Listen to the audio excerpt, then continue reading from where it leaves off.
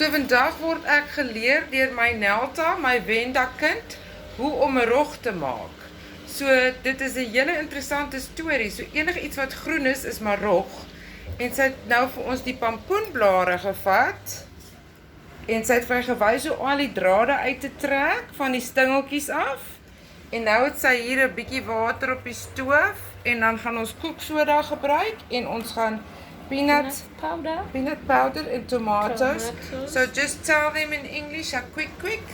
You're I'm boiling the small water. When I finish up, I put the half spoon of cooking soda.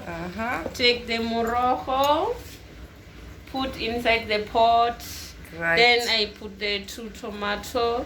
When it's going to be right, I can put the peanut powder. En ons gaan nou lekker Wenda. What's the name of this marog? Tanga, morojo. Tanga eet. Morojo. Tada!